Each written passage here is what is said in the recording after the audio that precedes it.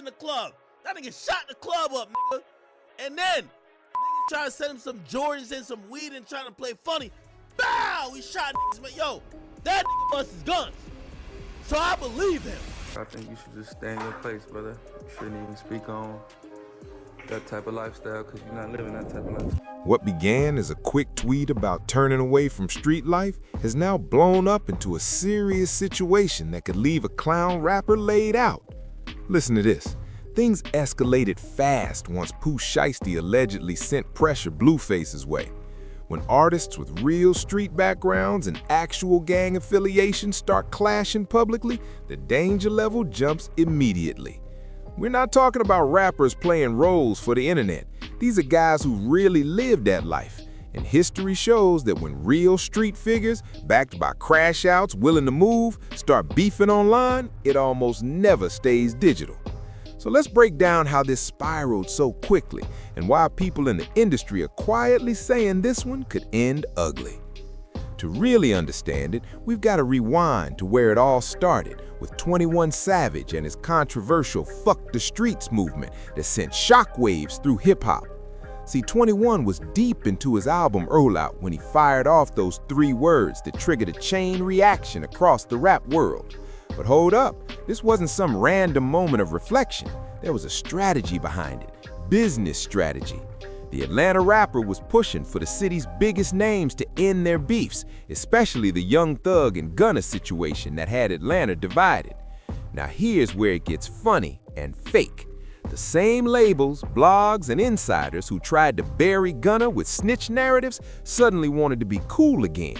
Why? Because they saw he was running numbers independently and pulling millions without them. Success changed the tone real quick. 21 knew exactly what that tweet meant in this industry. He positioned himself as the peace broker while also boosting album buzz and opening the door for a high-value Gunna collab. Street wisdom wrapped in a business play. And it worked. Everybody was talking about 21 right when the album dropped. That's when Pooh Shiesty decided to echo the message. The Memphis rapper, known as the head of one of the city's most dangerous crews, Choa Gang, reportedly 70 deep, posted "The Streets Too" on his IG story. And listen, for someone like Shysty, that was shocking. This is a guy whose entire image was built on Memphis street credibility. He came up in one of America's most violent cities, where homicide rates stay sky high. Pooh Shiesty didn't just rap street talk, he lived it, led it, and monetized it. That authenticity was his brand. So when he flipped and said "fuck the streets," it shook his own circle and left fans confused. But Blueface, he wasn't buying it at all. The West Coast rapper jumped online and called everybody out, accusing them of trend hopping and fake morals. And that's when the internet beef turned personal. Just stay in your place, brother. You shouldn't even speak on that type of lifestyle because you're not living that type of lifestyle. Blueface peeped that most of the rappers yelling "fuck the streets" were the exact same ones who built their entire image off street validation and hood respect.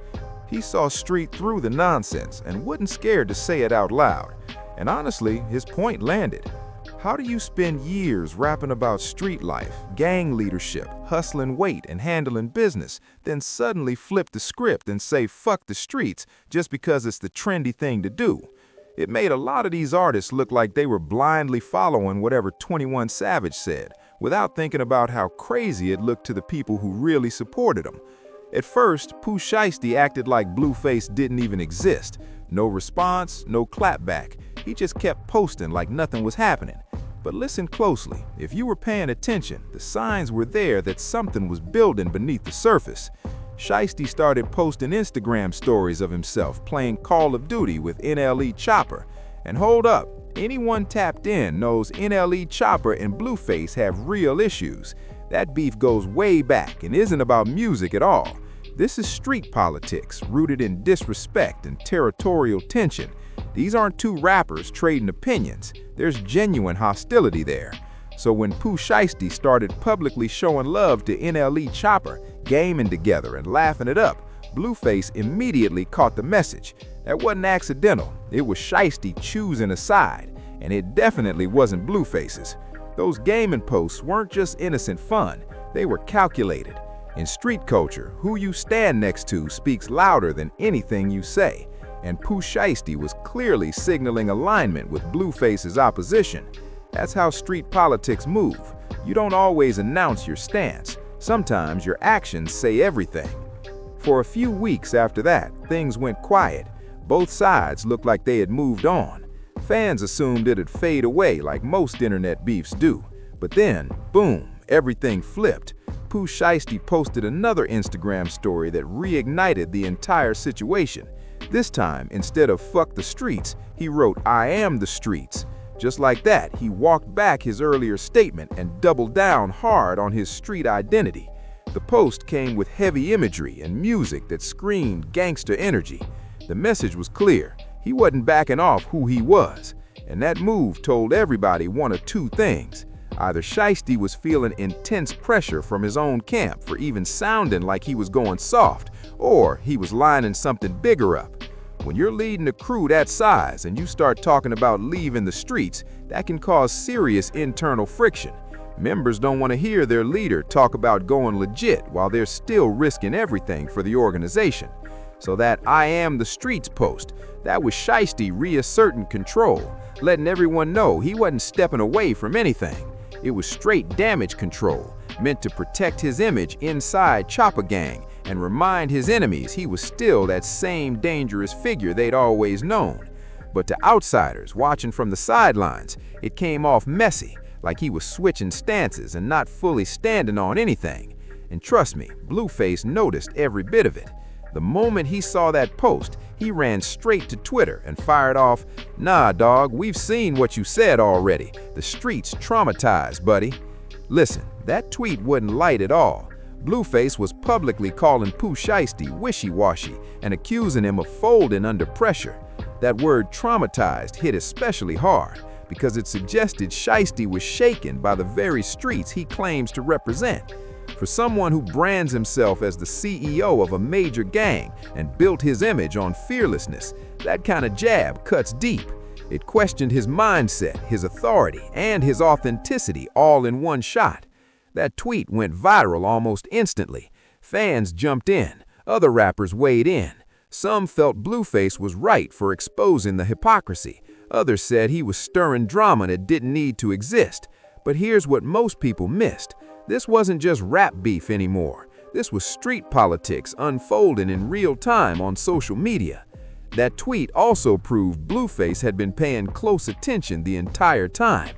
He remembered the original "Fuck the Streets" post. He clocked the sudden switch to "I am the streets," and he decided to call the contradiction out publicly.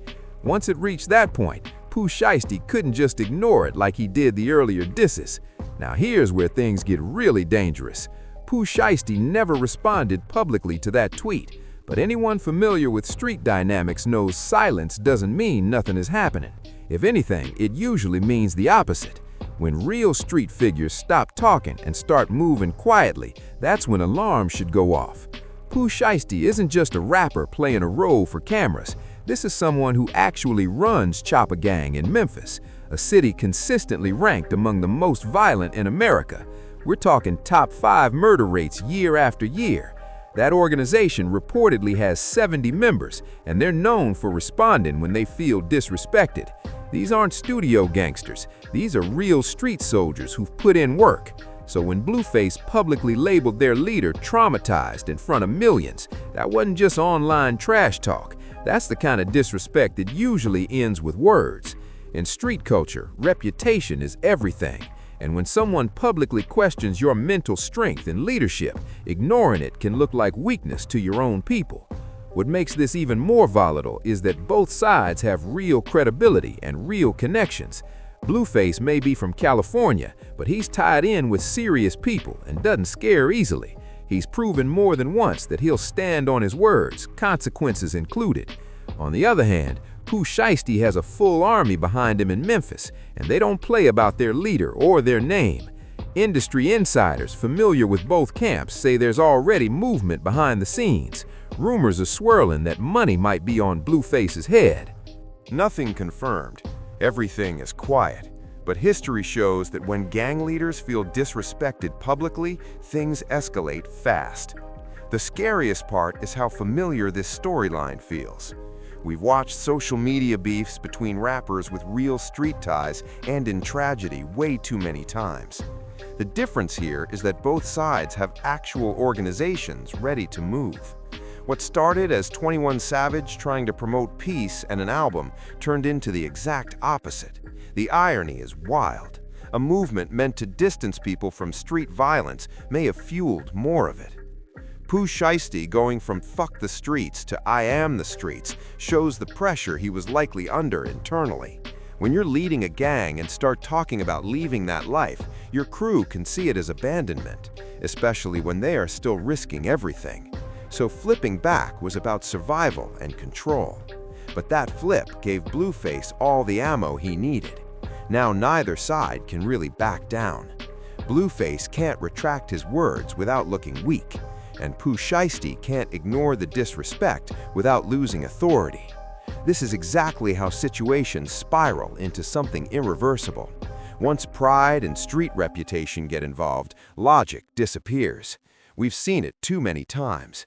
Young men with talent and futures are throwing it all away over ego and online disrespect.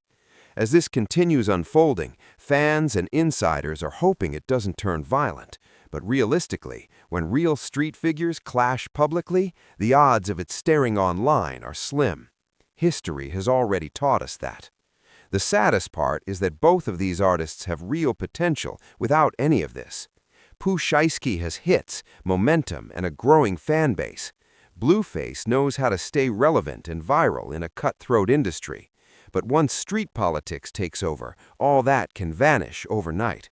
This is exactly why 21 Savage said "fuck the streets" in the first place, because this mentality only leads one way. The streets don't love anyone back. They don't care about careers, deals, or futures, only respect and retaliation, and that cycle never ends clean.